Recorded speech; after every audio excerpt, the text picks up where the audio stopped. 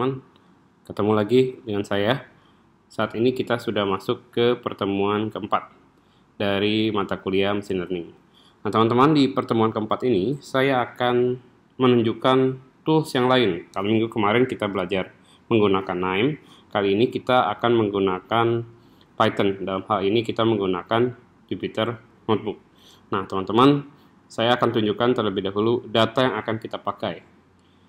Data yang akan dipakai akan ada dua data, ya.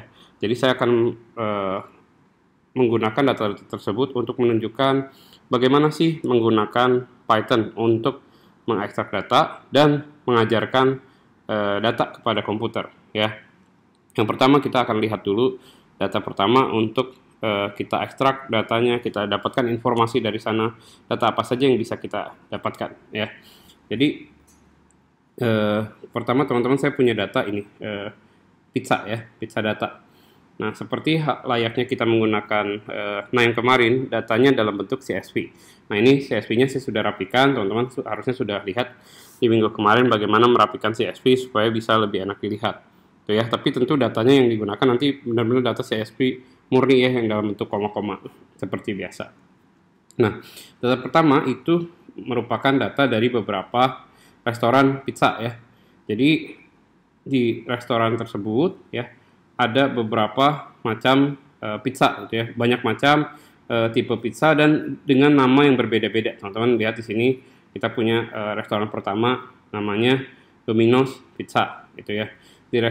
Kemudian di restoran kedua ada namanya Pizza Hut, ya.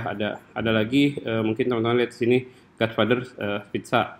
Kemudian teman-teman bisa lihat di sini ada Imo's Pizza. Nah, ada 4 dengan jenis pizza yang berbeda-beda, nama yang berbeda-beda, ukuran yang berbeda-beda, dan tentunya harganya pun tidak sama, gitu ya.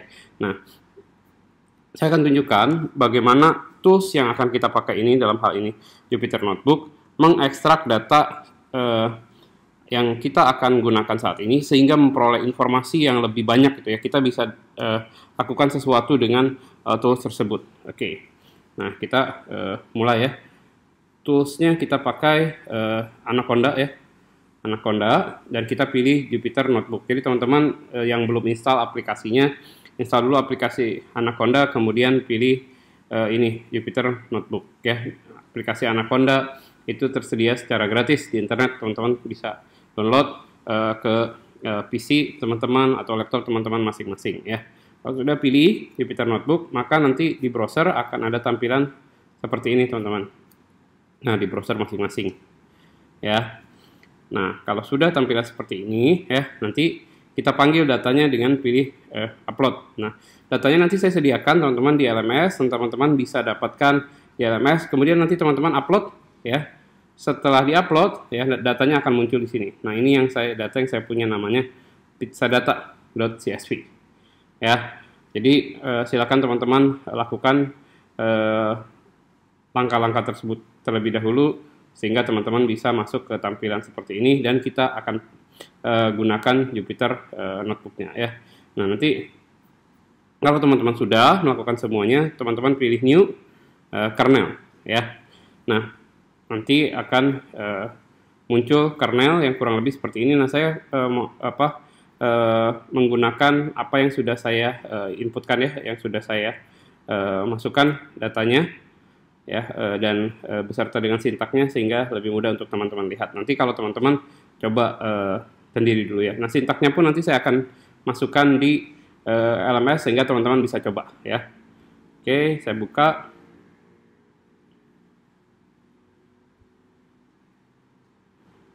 Mohon menunggu sebentar, ya, teman-teman, ya. Ini sedang buka. Nah, ini sudah mulai terbuka, ya. Oke. Nah, ini datanya, ya. Oke, kita sudah simpan tadi datanya, ya, di Jupyter Notebook sini di foldernya. Kenapa? Nanti karena kita akan gunakan. Pak, mau simpan tempat lain? Boleh, ya. Tidak perlu di sini, ya, tapi lebih aman di sini. Kenapa? Karena nanti kita akan lebih mudah panggilnya. Oke. Nah, ini toolsnya, ya, namanya Jupyter Notebook. Nah, di dalam Jupyter Notebook itu kita punya, ya, tools-tools pendamping, gitu ya. Kita menggunakan beberapa tools yang dia punya kekhususan sintak tersendiri, fungsinya sendiri-sendiri gitu ya. Nah, saya tidak perlu jabarkan semuanya, teman-teman boleh lihat saja di sini karena kita dalam hal ini kita akan menggunakan tools tersebut langsung ya. Kalau ingin lebih tahu toolsnya untuk apa saja, ya silakan teman-teman untuk cari tahu ya, banyak sekali informasi yang beredar di internet. Nah, yang pertama saya mau menggunakan saya mau panggil ya, lebih tepatnya library yang kita akan gunakan untuk mengekstrak data menggunakan Jupyter Notebook ini ya. Jadi saat ini kita akan belajar dulu basicnya bagaimana sih caranya gitu. Jadi sintaksnya saya berikan, kemudian seluruh datanya akan saya jelaskan ya teman-teman. Nah, jadi dimulai dari mengimport seluruh library yang ada ya. Nah, library ini teman-teman beberapa sudah tersedia di dalam Jupyter Notebook secara default. Nah, kalau ada yang nanti misalkan tiba-tiba oh ini error, muncul pesan error gitu ya, seperti OS dan Plotly ini tidak ada gitu. Nah, silakan teman-teman install, ada caranya di internet juga ya dengan namanya pip install. Silakan teman-teman lihat saja, ketik saja di internet how to install OS on Jupyter Notebook, how to install Plotly on Jupyter Notebook. Nanti teman-teman langsung install saja di situ ya. Dan semua perintahnya dimasukkan saja langsung ke sini ya. Nah, oke, kita akan jalankan dulu. Jadi caranya teman-teman, kita seluruh sintak yang ada ya, nanti yang saya sudah berikan contohnya di dalam LMS, teman-teman kopikan ke sini, kemudian teman-teman jalankan ya. Kita run ya teman-teman. Nah, ini memanggil library, tidak terjadi apa-apa ya. Nah, kalau tanda bintang seperti ini dia sedang proses, jadi ditunggu saja beberapa saat ya, dia sedang memanggil library yang ada ya, sedang import library untuk dijalankan. Nah, tapi sambil kita menunggu, kita bisa jalankan juga yang lain ya. Ya, ini kita memanggil datasetnya dulu ya teman-teman. Nah, ini sudah selesai nih ya, selesai. Nah, kita panggil datasetnya ya.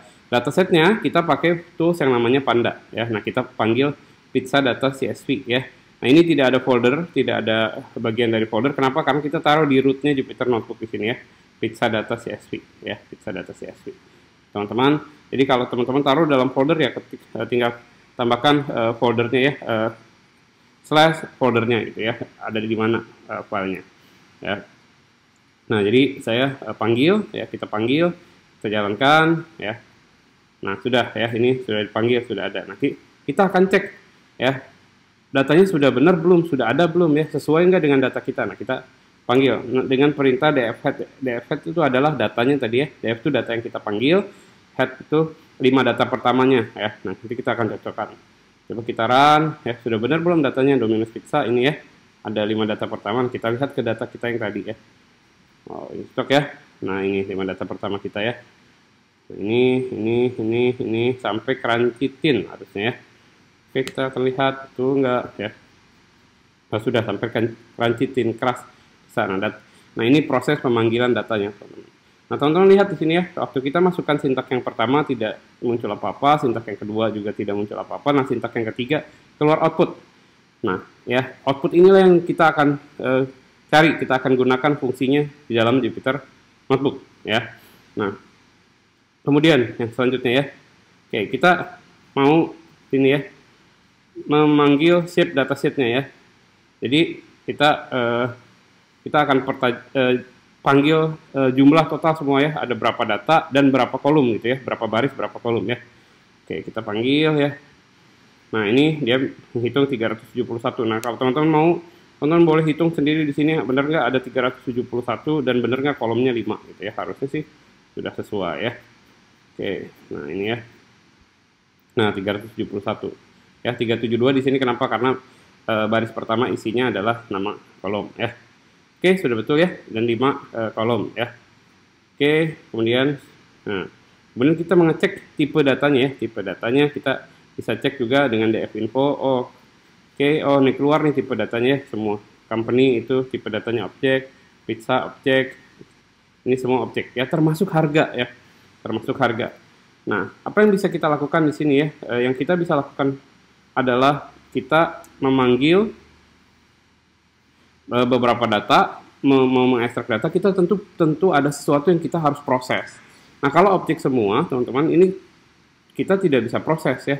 Kalau bentuknya objek semua, maka kita lakukan sesuatu, kita mau melihat data dari sisi apa, dari tipe kah, dari ukuran kah. Nah, dalam hal ini kita mau melihat dari sisi harga ya. Nah, maka kita akan ganti harganya ya, tipe datanya dari objek menjadi float ya. Nah, maka kita lakukan dulu ya. Nah, ini kalau muncul error future warning itu biarkan saja ya. Dia hanya kasih tahu bentuk sintaks seperti ini atau coding seperti ini sudah mulai agak ketinggalan di versi yang baru, jadi harus diganti ya. Kedepannya dia bilang ganti, takut bermasalah gitu ya, hanya itu saja. Nanti kalau memang error ya baru kita ganti, tapi kalau sekarang kan masih bisa dipakai ya, kita tidak ganti ya. Dah, sekarang kita bisa lihat sekali lagi ya tipe datanya dulu ya. Nah, ini kan kita sudah ganti jadi float ya. Nah, kalau misalnya kita melihat lagi di sini, kita jalankan tipe datanya. Nah, lihat ya. Ini sudah keluarnya float 64 ya di dalam kolom harga ya. Oke. Sekarang kita melihat yang kedua adalah memeriksa dulu ada value yang 0 enggak. Nah, kita lihat ya. Oh, ada value yang 0 itu jangan sampai ada. Jadi harus 0 semua, tidak ada null value ya. Kenapa? Kalau nanti bikin error data ya. Oke, jadi kita bisa bilang tidak ada missing value ya. Kemudian kita lihat nah, kita akan lihat fungsi yang pertama ya, merata-ratakan seluruh harga yang ada ya, merata-ratakan seluruh harga yang ada. Dan tadi itu semua fungsi untuk persiapan datanya ya. Kita melihat dulu datanya sudah benar belum, karena kita mau menggunakan harga untuk kita memproses harga, maka kita ganti tipe data harganya ya. Nah, maka dan kita cek apakah ada data yang kosong supaya tidak bikin error ya. Ternyata tidak ada. Nah, maka kita sudah bisa melakukan beberapa hal yang kita bisa pakai dari Python. Yang pertama adalah ini ya, fungsi describe ya.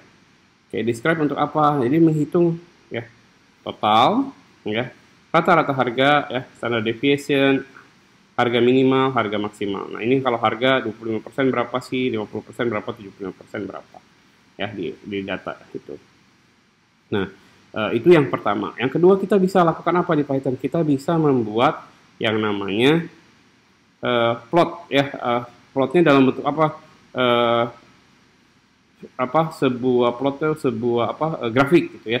Dalam bentuk bar kah, atau kita mau buat dalam bentuk pie, atau kita membuat dalam bentuk yang lain bisa ya. Nah, kita mau plotnya berdasarkan apa ya? Berdasarkan company bisa ya.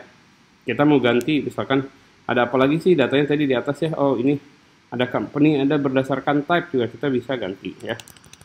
Nah, di atas tuh ukurannya ya harus berapa gitu ya. Oh, tapi kalau type banyak banget kayaknya ini akan error ya. Nah, wow. Wah, ini terlalu banyak ya, jadi kita pilihnya company saja ya.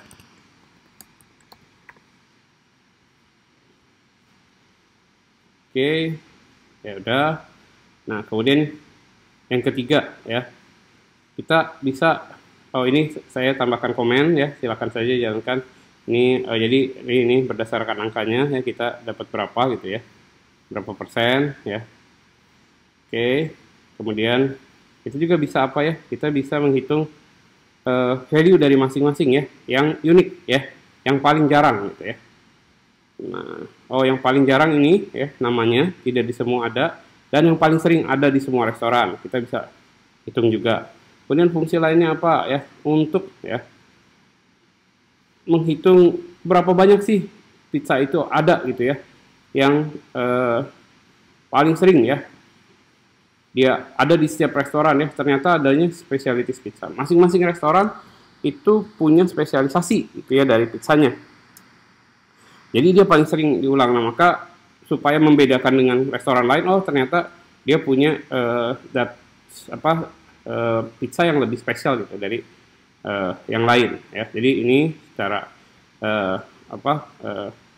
saya komen di sini, dia data yang paling banyak tuh specialty pizza. Berarti kalau mau kita bersaing dengan mereka, mungkin kita main di pizza yang lebih unik gitu ya, dengan restoran yang lain. Kita bisa panggil apa lagi ya, berdasarkan size ya. Nah, kita bisa panggil ini sama yang tadi ya, cuman berdasarkan size. Oh, paling banyak itu ternyata ukuran large ya. Berdasarkan apa lagi ya? Kita bisa juga lakukan grup ya. Untuk apa? Melihat ya secara rata-rata yang describe tadi, harga maksimal, harga minimal dari tiap-tiap restoran dan rata-rata harganya berapa. Ya, oh segini gitu ya. Domino's paling mahal 18, Godfather 30, Imo 24, pizza 18,5, minimalnya berapa. Nah, jadi kalau kita mau main diskon gitu ya, Godfather mau main diskon misalkan kalau dia masih di atas 23 ya orang rata-rata akan pindah ke restoran lain karena masih terlalu mahal kan. Mungkin kalau diskon ya.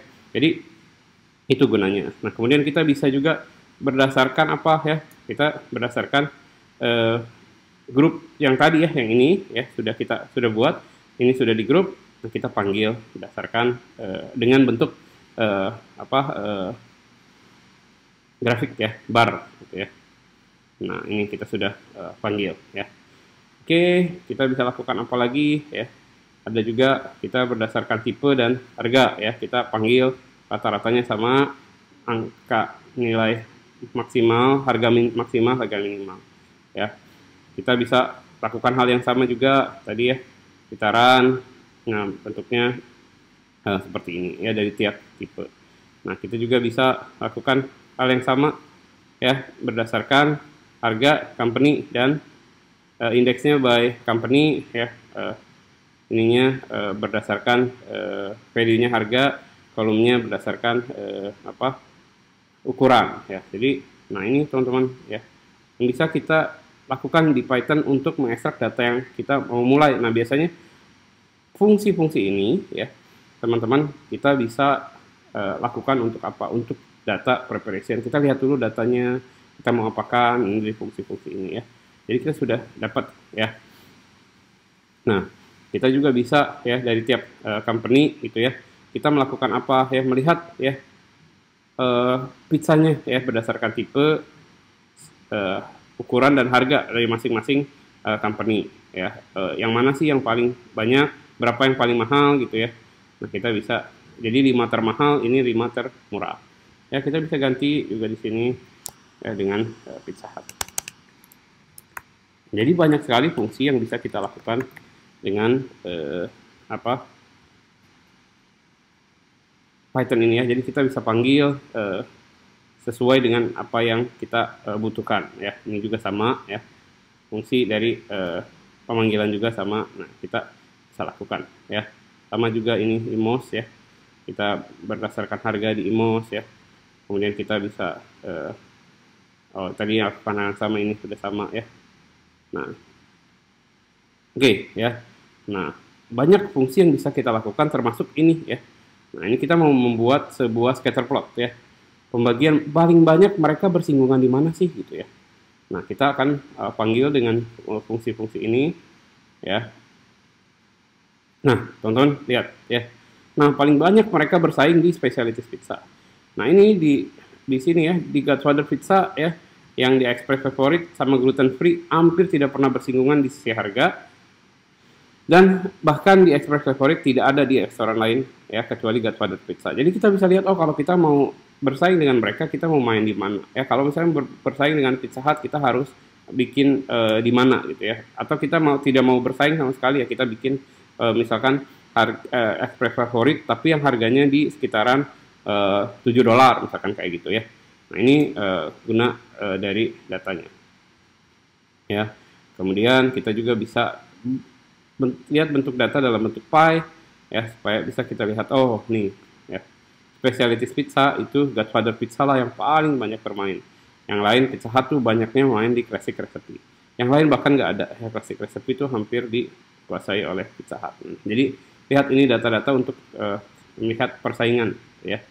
Nah, kemudian kita bisa lihat juga dalam bentuk line plot ya. Ya.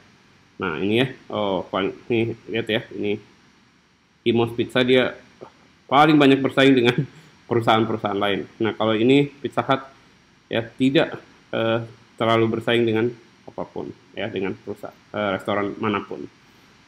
Nah, ini kurang lebih teman-teman ya yang bisa dilakukan. Nah, silakan coba ya contoh-contoh yang saya berikan ini buat apa. Nah teman-teman, karena ini tools ya, seperti layaknya NIME ya. Kalau NIME itu bentuknya note, kalau ini sintak ya. Jadi teman-teman bisa pakai untuk persiapan data. Nah ini ada satu yang kita pakai, nama library-nya adalah word cloud. Untuk apa? Nah teman-teman ya, ini sebentar agak lama, saya lagi panggil. Nah gunanya untuk melihat mana sih ya dari yang paling sering disebut gitu ya dari semua restoran ini, ternyata yang paling besar adalah thin crust atau thin crust ya. Untuk melihat nih ya, mana sih gitu ya. Kemudian yang kedua adalah hand toss gitu. Nah berarti kita bisa melihat dari pemikiran restoran-restoran ini, konsumen itu paling banyak mau yang mana, atau mereka mau menjual apa. Nah bisa kelihatan juga. Nah ini yang pertama teman-teman ya.